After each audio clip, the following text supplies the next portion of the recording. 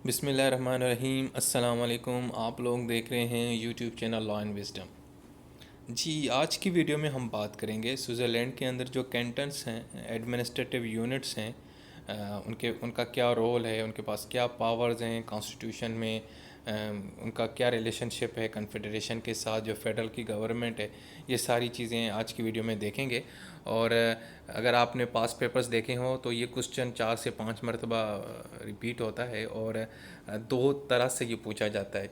या तो इसकी पावर्स के बारे में क्वेश्चन किया जाता है कि पावर्स क्या हैं कैंटन्स की, या ये पूछा जाता है कि जी इसका और कन्फेडरेशन का आपस में क्या रिलेशनशिप है, कैंटन्स और कन्फेडरेशन का आपस में क्या रिलेशनशिप है, ये पूछा जाता है। सो इन दोनों चीज़ों को देखेंगे और डिस्कस करेंगे आज की वीडियो में। चलें जी, शुरू करते हैं। अब सबसे पहले सवाल ये आता है कि कैंटन क्या होता है, इसका मतलब क्या है। जी, कैंटन एक ऐसी एरिया को बोलते हैं जो जिसकी बहुत कम पॉपुलेशन हो और जिसको इजीली कंट्रोल किया जाए, मैनेज किया जाए, जिसकी एडमिनिस्ट्रेशन बहुत आसान हो, उसको हम कैंटन बोलते हैं। जो एक प्रोविंस होता है, एक सूबा होता है, उसके अगेंस्ट ये बहुत कम एरिया होती है। मैं आपको मिसाल दूं, जिस तरह पाकिस्तान के अंदर जो इस्लामाबाद है, कैपिटल है पाकिस्तान का, उसकी एक अलग एडमिनिस्ट्रेशन है, उसकी अलग सारे मामलात हैं, वो पंजाब गवर्नमेंट के कंट्रोल में नहीं आता। सो वो एक अलग से एडमिनिस्ट्रेटिव यूनिट है। तो बिल्कुल इसी तरीके से एक कैंटन होता है जिसकी आबादी, जिसकी पॉपुलेशन, जिसकी एरिया, ये सारा बहुत कम होता है, जिसको इजीली आप मैनेज कर सकते हैं, और एज ए प्रोविंस वो बहुत उसकी कम एरिया होती है। लेकिन ये जो लफ्ज़ कैंटन है, ये ज़्यादातर जो स्विट्ज़रलैंड के अंदर जो एडमिनिस्ट्रेटिव यूनिट्स हैं उनके लिए इस्तेमाल होता है पूरी दुनिया के अंदर। बाकी कंट्रीज़ के अंदर आपको लफ्ज़ कैंटन का इस्तेमाल बहुत कम मिलता है। वहाँ पे स्टेट्स बोलते हैं, एडमिनिस्ट्रेटिव यूनिट्स बोलते हैं, एरिया बोलते हैं, डिवीजन्स या इस तरह के नाम इस्तेमाल होते हैं, डिस्ट्रिक्ट्स का नाम इस्तेमाल होता है। लेकिन वहाँ पे सिर्फ कैंटन का वर्ड यूज़ होता है एडमिनिस्ट्रेटिव यूनिट्स के लिए। अब देखें जी, स्विट्ज़रलैंड एक फेडरेशन है, और वहाँ पे जो स्विट्ज़रलैंड के पास जो पावर है, जो अथॉरिटी है स्विट्ज़रलैंड को चलाने की, वो तीन चीज़ों के बीच में डिवाइड की गई है। वो तीन चीज़ें कौन सी हैं जिनके बीच में ये पावर डिवाइड की गई है? नंबर वन है कन्फेडरेशन, वहाँ पे जो सेंट्रल गवर्नमेंट है, और उसके बाद कैंटन्स जो उसकी 26 रियासतें या एडमिनिस्ट्रेटिव यूनिट्स, और उसके बाद फिर कम्यून्स जो उन कैंटन्स के अंदर भी छोटे छोटे इलाके हैं जिनको ये कम्यून्स बोलते हैं। वो इन तीन चीज़ों के दरमियान जो पावर है वो डिवाइड है। ऐसा नहीं है कि सारी पावर कन्फेडरेशन के पास है, सेंट्रल में गवर्नमेंट है, वही सारे मामला देखती है सबके, ऐसा नहीं है। और ऐसा भी नहीं है कि सारे मामला कैंटन्स अपनी आज़ादी से देखते हैं और जो कम्यून्स हैं वो अपना मामला देखते हैं, बिल्कुल ऐसा नहीं है। तो ये पावर इन्होंने तीन चीज़ों के बीच में डिवाइड की है, ठीक है। अगर मैं ये कहूँ आसान अल्फाज में आप लोगों को समझाने के लिए कि स्विट्ज़रलैंड के अंदर तीन लोग हैं जी जो पूरा मुल्क चलाते हैं, एक कन्फेडरेशन, एक कैंटन्स और दूसरा कम्यून, तीसरा कम्यून्स। अब स्विस फेडरेशन के अंदर 26 कैंटन्स हैं, 26 एडमिनिस्ट्रेटिव यूनिट्स हैं, इनका अपना अपना फ्लैग्स है। अगर आप स्विट्ज़रलैंड कभी जाएँ तो आप देखेंगे आपको मुख्तलिफ पब्लिक प्लेस के ऊपर, जगहों के ऊपर, रोड और गाड़ियों के ऊपर ये फ्लैग्स नज़र आते हैं, क्योंकि स्विट्ज़रलैंड एक बहुत छोटा सा कंट्री है, उसकी पॉपुलेशन भी बहुत कम है। सो इसीलिए वो जो एडमिनिस्ट्रेटिव यूनिट्स भी बहुत छोटे ही हैं, ऐसे कोई इतने बड़े नहीं हैं। तो इसीलिए ये लोग आते रहते हैं। अगर आप सुबह को निकलते हैं और शाम को आते हैं तो आप तकरीबन 7 से 8 जो कैंटन्स हैं ना वो क्रॉस कर लेते हैं, इतना वो छोटा सा कंट्री है। सो इस हवाले से वहाँ के जो फ्लैग्स हैं वो बड़े कलरफुल हैं, और आप देखेंगे मुख्तलिफ जगहों पे वो नज़र आते हैं। इसके अलावा इन कैंटन्स का अपना कॉन्स्टिट्यूशन है, लेजिस्लेचर जो कानून बनाता है, एग्जेक्टिव जो उस कानून के ऊपर इम्प्लीमेंट करवाता है, पुलिस कोर्ट्स, ये सारे उनके अपने अपने हैं। उनका यूनिकैमरल पार्लियामेंट है। जो कैंटन है उनका भी एक असेंबली है, एक पार्लियामेंट है, लेकिन वो यूनिकैमरल है, वो एक ही हाउस है, उसका कोई अपर या लोअर हाउस नहीं है, ठीक। और और उनका अपना अपना फ्लैग है, सबका अलग फ्लैग है। क्योंकि मैंने आप लोगों को पिछली वीडियो में भी एक चीज़ बताई थी कि स्विट्ज़रलैंड एक्चुअली एक बड़ा डाइवर्स कंट्री है। वहाँ पे ये जितनी भी एडमिनिस्ट्रेटिव यूनिट्स हैं, इन सब की अपनी लैंग्वेज, इनका अपनी अपनी एक सकाफ़त, कल्चर, इनका एक अपना जो है ना रीत और रस्म व रवाज हैं। सो इसीलिए ये बड़े डाइवर्स हैं, लेकिन ये फिर भी आपस में मिलके रहते हैं ताकि अगर मुश्किल वक्त आए तो ये एक दूसरे की मदद कर सकें। ये देखें जी, 26 रियासत जो कैंटन्स हैं, इनके फ्लैग्स आप देख सकते हैं कितने खूबसूरत और कलरफुल हैं। और अक्सर जगहों पे नज़र आते हैं। मूवीज़ के अंदर आप देखते होंगे, बॉलीवुड की मूवीज़ ज़्यादातर यहीं पे जो पुराने रोमांटिक सॉन्ग्स हैं वहाँ पे पिक्चराइज़ किए जाते हैं। स्विट्ज़रलैंड की जो वादियाँ हैं, जो पहाड़ हैं, बड़ी खूबसूरत हैं, बड़ा खास खूबसूरत छोटा सा साफ़ सुथरा सा एक कंट्री है, और एक प्रॉस्पिरस है और कामयाब एक कंट्री आप इसको कह सकते हैं। अब जनाब थोड़ी हिस्ट्री देख लेते हैं कि कैंटन्स की हिस्ट्री है क्या। जनाब हुआ ये था 1291 के अंदर तीन रियासतें, तीन कैंटन्स ने आपस में एक लीग बनाई, आपस में एक यूनिटी की, एक अलायंस बनाया। उन्होंने कहा कि जी हमारे ऊपर बड़े हमले शमले होते हैं, हम बड़ी मार खाते हैं, अब ऐसा करते हैं मिल के रहेंगे। अगर किसी ने किसी एक रियासत के ऊपर या कैंटन के ऊपर हमला होगा तो हम मिल के जवाब देंगे, ताकि हम अपनी ना प्रोटेक्शन कर सकें, एक दूसरे की सपोर्ट कर सकें। तो वहाँ से जी ये कॉन्सेप्ट बना। उसके बाद जी चलते चलते चलते 1847 जब आ गया तो तकरीबन बहुत सारी रियासत, बहुत सारी कैंटन्स आपस में मिल गए थे और उनका एक यूनिटी हो गया था। लेकिन तब जो है ना, ये जो कैंटन्स हैं ये आपस में लड़ पड़े, सिविल वार शुरू हो गई। एक्चुअली वहाँ पे कुछ कैंटन्स थे वो लिबरल थे रिलीजियस पॉइंट ऑफ व्यू से, और कुछ कंजर्वेटिव थे, उनके दरमियान आपस में झगड़ा शुरू हो गया। जब झगड़ा शुरू हुआ तो आखिरकार वो जब फाइट हुई तो जो एक ग्रुप था वो जीत गया, और उसके बाद फिर उन्होंने मिलकर एक कॉन्स्टिट्यूशन बनाया 1848 के अंदर, जो मैंने आपको पिछली वीडियो में पढ़ाया है, समझाया है। तो वहाँ पे फिर एक कॉन्स्टिट्यूशन बन गया, और कॉन्स्टिट्यूशन के बाद फिर उन्होंने कहा कि जी अब जो भी होगा अब हमने मिल के ही रहना है। और जो थोड़े बहुत इख्तलाफात थे, डिफरेंसेस थे, जो कुछ कैंटन्स थे वो उनका अपनी एक वो था, उनको भी समझा बुझा के वो उन्होंने आपस में ले लिया और एक सारे के सारे मिल गए, और ये 26 कैंटन्स का इस तरह से एक कन्फेडरेशन बन गया, या ऐसे समझिए एक गुलदस्ता बन गया।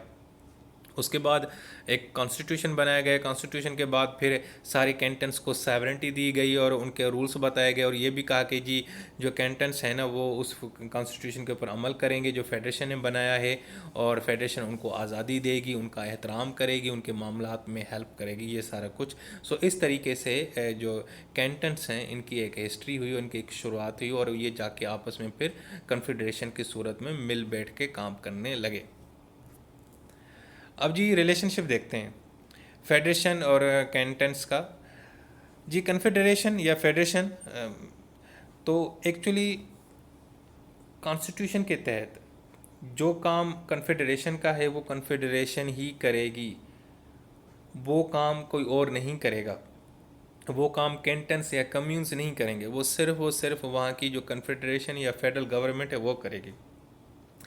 इसी तरीके से कैंटन्स के पास भी अपना अपना काम है, उसकी अपनी रिस्पॉन्सिबिलिटी हैं। कॉन्स्टिट्यूशन के तहत ये लिखा हुआ है कि जी ये जो एरियाज़ हैं इनके अंदर आपने ये काम करना है, उसमें कन्फेडरेशन इन्वॉल्व नहीं रहेगी। इसी तरीके से कन्फेडरेशन की एक ये भी ड्यूटी है कि अगर कहीं पे ज़रूरत पड़े किसी बेचारी कैंटन को, छोटी सी एडमिनिस्ट्रेटिव यूनिट को, कि जी मुझे हेल्प चाहिए आप लोगों की, मैं ये चीज़ मैनेज नहीं कर पा रहा, या पेंडेमिक आ गया, या इमरजेंसी आ गई, या अर्थक्वेक आ गया, कुछ भी आ गया, तो जी कन्फेडरेशन मैदान में उतरेगी और उसकी मदद करेगी। ऐसे मामलात में जहाँ पे कैंटन्स या एडमिनिस्ट्रेटिव यूनिट वो काम अकेले नहीं कर पाए ना, तो उस मामलात में कन्फेडरेशन आके उनके मामला देखती है। इसके अलावा जो कन्फेडरेशन है वो उसके एक ये भी ड्यूटी है कि जी कैंटन्स को जो है ना फंड दे। ठीक है, रियासत एडमिनिस्ट्रेटिव यूनिट्स हैं, अगर उनको पैसे चाहिए, अगर वो कोई बिल्डिंग बना रहे हैं, कोई पावर प्रोजेक्ट लगा रहे हैं, डैम शैम बना रहे हैं, कोई भी बना रहे हैं, अगर पैसों की कमी पड़ती है जी तो कन्फेडरेशन उनको मदद देगी कि जी इनमें वो उनको पैसे देगी। इसी हवाले से कन्फेडरेशन का वैसे तो जो फॉरेन पॉलिसी का सब्जेक्ट है वो कन्फेडरेशन का मामला है कि दूसरे ममालिक के साथ क्या मामलात लेके चलने, ये सारा कुछ। लेकिन उस पर फिर एक शर्त भी है कि उसने जो कैंटन्स हैं उनको एतमाद में ज़रूर लेना है, उनसे पूछना है। ऐसे नहीं है कि जी जी किसी भी मुल्क के साथ एक डील कर दी फॉरेन पॉलिसी, उन्होंने सारे कैंटन्स को एतमाद में लेना है। इसके अलावा जी फेडरेशन और कैंटन्स के बीच में कॉपरेशन का भी एक रिलेशनशिप है जो कॉन्स्टिट्यूशन के अंदर है। सबसे पहले तो जी ये कॉपरेट करेंगे दो एक दूसरे के साथ जहाँ पे इनकी एक दूसरे की ज़रूरत होगी। जो एडमिनिस्ट्रेटिव मामलात हैं, जुडिशल के मामलात हैं, वहाँ पे एक दूसरे की हेल्प करेंगे। और अगर कैंटन्स और कन्फेडरेशन के बीच में कोई डिस्प्यूट्स होता है, कोई मसला, कोई झगड़ा, कोई इख्तलाफात, तो उसको आपने नेगोशिएशन या मीडिएशन के ज़रिए हल करना है। जो एडीआर का कॉन्सेप्ट है, अल्टरनेटिव डिस्प्यूट रेजोल्यूशन, उसके हवाले से मेरी वीडियो मौजूद है यूट्यूब के ऊपर, सो आप देख सकते हैं। सो उस कॉन्सेप्ट को अप्लाई करके आप हल कर सकते हैं। ये नहीं है कि आप जाके अदालतों में जाएँ, वहाँ पे अदालत नहीं जाएंगे आप, वो नेगोशिएशन करके आपस में मिल बैठ के इसको सॉल्व करने की कोशिश करेंगे। इसके अलावा जो कैंटन्स हैं उनके ऊपर ज़िम्मेदारी है कि जी वो जितने भी कानून साजी के मामलात हों उसके अंदर वो हिस्सा डालें, अपनी राय दें।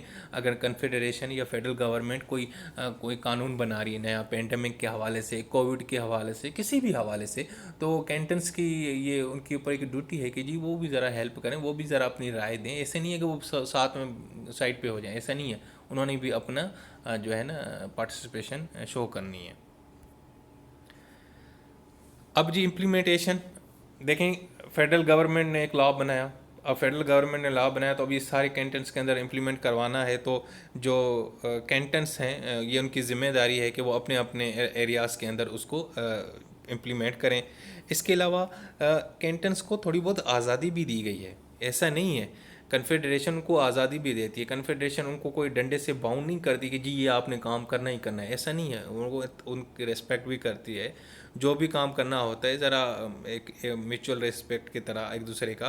और कैंटन्स के जो मामलात होते हैं, अंदरूनी मामलात है, किसी भी एरिया के इंटरनल मैटर्स हैं, उसमें कन्फेडरेशन ज़्यादा अमल दखल नहीं करती अनटिल अनलेस जब तक कैंटन्स उनको खुद ना कहेंगे जी आप हमारी मदद करें।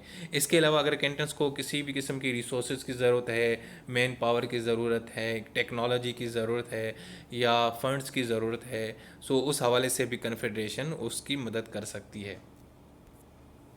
अच्छा जी, ये तो हो गया जी, रिलेशनशिप हमने देख लिया कॉन्स्टिट्यूशन के अंदर कैंटन्स का और कन्फेडरेशन और फेडरेशन का।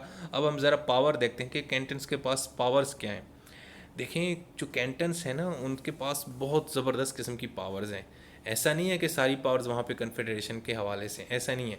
हेल्थ केयर के जो मामलात हैं वो कैंटन्स देखते हैं, वेलफेयर के जो मामलात हैं वो उनके हाथ में, लॉ इन्फोर्समेंट के मामलात, पुलिस ये वो वगैरह सारा कुछ देखते हैं। पब्लिक एजुकेशन, जो एजुकेशन है वो सारी कैंटन्स अपनी अपनी एरिया में खुद देखेंगे। कन्फेडरेशन उनको तंग नहीं करेगी, वो कोई नहीं देगी कि जी आप ये पढ़ाएं ये ना पढ़ाएं, वो सारे मामलात सिर्फ अपने घर में देखेंगे। और जो टैक्सेशन का मामलात है वो भी ये देखेंगे। लोगों से जो आपने टैक्स लेना होता है वो हर कैंटन अपनी अपनी एरिया में खुद कलेक्ट करेगी। सो इस हवाले से अच्छा, फिर एक और मामला भी है जो फॉरेन पॉलिसी, जो मैं पहले भी जिक्र कराऊंगा। तो फॉरेन पॉलिसी की जो का जो एरिया है, जो डिपार्टमेंट है, वो है तो फेडरेशन के पास, कन्फेडरेशन के पास। लेकिन आर्टिकल 55 क्या कहता है? वो ये भी कहता है कि जब आपने कोई फॉरेन पॉलिसी का मैटर, फॉरेन पॉलिसी अपनानी है, कोई फ़ैसला करना है, तो आपने कैंटन्स को ज़रूर एतमाद में लेना है। मैं मिसाल देता हूँ उसकी। मिसाल के तौर पर स्विट्ज़रलैंड पाकिस्तान के साथ मिसाल देते हैं कि पाकिस्तान के साथ एक मायदा कहता है कि जी मैं आपके साथ ट्रेड करूँगा बाय जो है ना समंदर के ज़रिए हम इंपोर्ट एक्सपोर्ट करेंगे। पाकिस्तान कहता है ठीक है। अब पाकिस्तान इंपोर्ट एक्सपोर्ट करेंगे, पाकिस्तान ने, अब पाकिस्तान का बहरी जहाज़ वहाँ पे जाता है। अब वहाँ पे जाएगा तो ज़ाहिर बात है कहीं ना कहीं तो किसी जगह तो वो उतरेगा ना, स्विट्ज़रलैंड के किसी समंदर के पास, समंदर तो समंदर का जो साइड होगा वो एरिया किसी कैंटन के पास हो, किसी एडमिनिस्ट्रेटिव यूनिट के पास हो और उसको पता ना हो, और कन्फेडरेशन ने कहा, तो ज़ाहिर बात है अब वो जो जहाज़ आएगा, जो हमारा पाकिस्तान का सामान होगा, जो स्विट्ज़रलैंड के अंदर इंटर होगा, तो वो ज़ाहिर बात है किसी रियासत के ज़रिए, किसी एडमिनिस्ट्रेटिव यूनिट के ज़रिए जाएगा ना। वो डायरेक्ट तो, क्योंकि तो वो किसी न किसी रियासत के साथ जो समंदर लगेगा उसी के साथ ही वो इन होगा, कंट्री के अंदर इंटर होगा। तो उस रियासत, उस कैंटन को आपने एतमाद में ज़रूर लेना है, क्योंकि ये फॉरेन पॉलिसी का मामला था। तो आप ये नहीं है कि आप उनसे बगैर पूछे ये काम नहीं कर सकते। आपके ऊपर है, आपने करना सारा, लेकिन आपने उनके साथ कंसल्ट ज़रूर करना है। इसके अलावा कन्फेडरेशन जब भी कोई काम करे इस तरह की, तो वो बाउंड है कि वो इन्फॉर्म करे, उनको बताए कि जी हम ये काम करने जा रहे हैं। और अगर इंटरनेशनल लेवल पे कोई मामलात हो रहे हैं, कोई डील हो रही है, कोई कारोबार की लेन देन हो रही है, कोई पॉलिसी है, वाट एवर, तो उसमें भी आपने इन कैंटन्स को जो है ना एतमाद में लेना है। इसके अलावा जो कैंटन्स हैं वो अपने इंटरनल मामला खुद देखेंगे, उनका भी अपना एक कॉन्स्टिट्यूशन बना होता है, सो उसमें ये सारा देखेंगे, उनके पास आज़ादी है और वो अपना पावर्स को तब्दील कर सकते हैं। टैक्स के मामलात हैं, म्यूनसिपल लॉ हैं, सफाई सुथरा ये वगैरह, पुलिस फोर्सेस के जो मामलात हैं, वो सारे के सारे कैंटन्स अपने कॉन्स्टिट्यूशन के तहत उसको डील कर सकते हैं। ये उनके पास पावर है। अच्छा जी, अब देखें, अब मैंने क्या किया है, मैंने एक्चुअली ये किया है कि जो फेडरेशन और कैंटन्स हैं इनकी पावर्स को डिवाइड किया है सब्जेक्ट वाइज। तो ये देखें, ये जो आप ग्राफ देख रहे हैं या टेबल देख रहे हैं, अब इसके ऊपर 4 टेबल बने हुए हैं ऊपर ऊपर। नंबर 1 है लेजिस्लेटिव पावर विथ फेडरेशन, ये वो है जो सिर्फ और सिर्फ फेडरेशन का काम है। सेकंड जो पैरा है उसमें है कानून साजी, legislation by federation, implementation by cantons. कानून साजी फेडरेशन करेगी, कानून वो बनाएगी, उसको इम्प्लीमेंट कौन कराएगा? कैंटन कराएगा। और जो तीसरा ब्लॉक देख रहे हैं उसमें ये कि जी जो कानून साजी होगी वो फेडरेशन और कैंटन मिलके करेंगे, यानी इस सब्जेक्ट को ये दोनों मिलके यानी कि मैनेज करेंगे। और जो 4 ब्लॉक है उसमें लिखा हुआ है कि ये जो मामलात हैं सारे के सारे कैंटन देखेगा। सो 4 किस्म के हो गए। एक वो जो सारे के सारे आपका फेडरेशन देखेगी, एक वो कि कानून बनाएगी फेडरेशन लेकिन इम्प्लीमेंटेशन कैंटन्स करवाएंगे, और एक जो है वो दोनों मिलके करेंगे, कानून भी मिलके बनाएंगे और इम्प्लीमेंटेशन भी मिलके करवाएंगे। और जो चौथा है वो सिर्फ और सिर्फ कैंटन्स का है, वो कानून भी खुद करेंगे, मैनेज भी खुद करेंगे। अब देखते हैं कैसे। फॉरेन अफेयर्स, अब ये फॉरेन अफेयर्स देखें क्रॉस लगा हुआ है, तो वो एक्चुअली किस जगह पे फॉल करता है? वो जी फेडरेशन के, जो कन्फेडरेशन है। इसका मतलब ये है कि फॉरेन अफेयर्स के जो भी मामलात हैं वो कौन देखेगा? फेडरेशन देखेगी, कन्फेडरेशन देखेगी। उसके बाद जो डिफेंस है, डिफेंस होती जो आपने दिफा करना है अपना कंट्री का, जो आर्मी हो गई आपकी बॉर्डर पे खड़ी होती है, वो उसके जो भी मामलात हैं उसकी कानून साजी, उसकी मैनेजमेंट, ये सारा कुछ किसने देखना है जी? किस ब्लॉक के नीचे क्रॉस लगाया हुआ है? फेडरेशन के नीचे। उसके बाद ये पुलिस, पुलिस देखें, ये पुलिस का है कैंटन्स के ब्लॉक में फॉल करता है। इसका मतलब कि पुलिस के जो भी मामलात हैं वो कैंटन्स ने खुद देखने हैं, कानून भी खुद बनाएंगे और इम्प्लीमेंटेशन भी खुद करेंगे। उसके बाद है सिविल एंड क्रिमिनल लॉ, ये जो है देखें ये दूसरे ब्लॉक में फॉल करता है। इसका मतलब है कि फेडरेशन कानून बनाएगी, उसके ऊपर इम्प्लीमेंटेशन कौन कराएगा? कैंटन कराएगा। ये कौन सा है? Civil and criminal law. उसके बाद traffic, currency and monetary policy, मतलब बजट के मामलात, डॉलर शॉलर जो भी है, इनको जो करेंसी है उस करेंसी की, और स्टॉक मार्केट, ये सारे जो मामलात हैं ये कौन देखेगा जनाब? ये भी कन्फेडरेशन देखेगी। देखें उसके ब्लॉक के नीचे क्रॉस है। उसके बाद ये ट्रेड, इंडस्ट्री एंड एम्प्लॉयमेंट, जी ये दोनों काम हैं, ये जो 3 काम हैं, ये तीनों काम कैंटन्स और कन्फेडरेशन या फेडरेशन, सॉरी, कैंटन्स या फेडरेशन, ये दोनों मिलके करेंगे। उसके बाद है एग्रीकल्चर, वो जी ये भी काम जो है ना ये दोनों मिल करेंगे। उनके ब्लॉक्स के अंदर देखें नीचे लिखा हुआ है फेडरेशन और कैंटन्स का जो ब्लॉक है, इन्होंने जो काम मिलके करने हैं उसमें एग्रीकल्चर भी फॉल करता है। उसके अलावा जनाब देखें रोड, ये रोड्स भी ये मिलके बनाएंगे, फेडरेशन और कैंटन्स कानून साजी भी करेंगे और उसको लुक आफ्टर भी करेंगे। रेलवे, एविएशन, न्यूक्लियर एनर्जी, ये सारा जो डिपार्टमेंट है ये फेडरेशन का है। पोस्टल सर्विस, कम्युनिकेशन, मीडिया, ये भी फेडरेशन कन्फेडरेशन का मामला है। यूटिलाइजेशन ऑफ हाइड्रो पावर, वहाँ पे देखें ना डैम हैं ज़्यादातर ना, आप अगर स्विट्ज़रलैंड जाते हैं तो वहाँ पे आपको डैम्स मिलते हैं ज़्यादातर, क्योंकि पहाड़ी इलाके हैं, पानी शानी है, ऊपर से आता है, तो उन्होंने जो है ना पावर प्रोजेक्ट लगाए हुए हैं, हाइड्रो पावर, जहाँ से वो जो है इलेक्ट्रिसिटी जनरेट करते हैं। ये मामला किसने देखना है? ये दोनों मिलके करते हैं जी, फेडरेशन और कैंटन्स मिलके करते हैं। बेसिक एजुकेशन, जनाब ये जो डिपार्टमेंट है बेसिक एजुकेशन को जो देखना है वो कैंटन्स देखते हैं, कानून साजी भी खुद करते हैं और इम्प्लीमेंटेशन भी खुद करवाते हैं। उसके बाद प्रोफेशनल ट्रेनिंग, जी जनाब ये इसकी कानून साजी करती है फेडरेशन, लेकिन जो इम्प्लीमेंटेशन का जो कराना है वो कैंटन्स ने कराना है। उसके बाद है रिसर्च एंड यूनिवर्सिटीज़, जनाब ये जो डिपार्टमेंट है ये भी दोनों ये मिलके देखते हैं, फेडरेशन और कैंटन्स ये दोनों मिलके इसको हल करते हैं और इसके मामलात को डील करते हैं। सो दोस्तों, आज की वीडियो बस में इतना ही। अगर आपने इस ब्लॉक में देखें तो एक्चुअली इस ब्लॉक में या इससे ये होता है कि एक तीर से दो शिकार हुए। एक तो आपको फेडरेशन का भी पता चल गया कि उसकी क्या पावर्स हैं, और उसी तरीके से आपको कैंटन्स का भी पता चल गया कि कैंटन्स की क्या पावर्स हैं, कौन सी डोमेन्स हैं जिसमें ये काम कर सकते हैं। इसको आप बिल्कुल इस तरह ग्राफ भी बना सकते हैं, इनको अपने अल्फाज में सब हेडिंग दे के डील भी कर सकते हैं। 2 या 3 लाइन्स में लिख सकते हैं कि फॉरेन अफेयर्स का डिपार्टमेंट फेडरेशन के पास होता है, फॉरेन अफेयर्स की जो भी मामला हैं फेडरेशन देखता है। डिफेंस का भी आप एक छोटा सा पैराग्राफ बना के और नीचे लिख सकते हैं कि जी ये फेडरेशन का डिपार्टमेंट है। अब इस जो ग्राफ है या इससे आप देखते हैं, ग्राफ नहीं एक्चुअली टेबल है, तो इसमें आप देखेंगे इन दोनों टेबल से ये वाज़ेह हो जाता है कि जी फेडरेशन का कौन सा काम है और कैंटन का काम कौन सा है, और ऐसे कौन से हैं जो दोनों ये मिल के करते हैं। ठीक है, सो इसमें ये क्लियर हो गया। उम्मीद है कि आप लोगों को ये चीज़ समझ आ गई हो। अगर देखें तो आज की वीडियो में हमने दरअसल कैंटन्स के बारे में तो बात की, उसकी पावर्स क्या हैं, लेकिन साथ साथ में फेडरेशन का जो रोल है या उसकी जो पावर्स हैं वो भी देख ली। सो अब ये क्वेश्चन आपका होपफुली तैयार हो चुका है एग्ज़ाम्स के लिए। इसमें अब आप कैंटन्स के बारे में लिखेंगे, इसका इंट्रोडक्शन देना है, उसके बाद फिर जो रिलेशनशिप है फेडरेशन और कैंटन्स का। अब एग्ज़ाम में क्या हो सकता है, अब एग्ज़ाम में या तो वो पावर पूछेगा या रिलेशनशिप पूछेगा। तो जो चीज़ उसने पहले पूछी है, अगर वो पावर्स पूछता है, फंक्शंस पूछता है, तो उस पहले आप कैंटन्स पावर को सारा एक्सप्लेन करें। उसके बाद अगर फिर बाद में रिलेशनशिप के भी 1 2 3 पैराग्राफ लगा दीजिएगा, उससे ये हो जाएगा कि क्वेश्चन आपकी जो उसकी जो है ना क्वेश्चन बड़ा हो जाएगा। ठीक है, और एक अच्छा लगेगा। और अगर वो सिर्फ उसका रिलेशनशिप पूछता है तो रिलेशनशिप भी पहले आपने रिलेशनशिप और उनका जो आपस आपस के अंदर कॉपरेशन है वो लिखना है। उसके बाद फिर जो है ना पावर्स वगैरह और ये जो डिफरेंसेस हैं ये इनको आपने राइट डाउन करना है।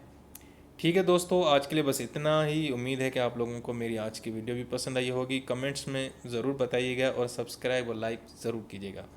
अल्लाह हाफिज़।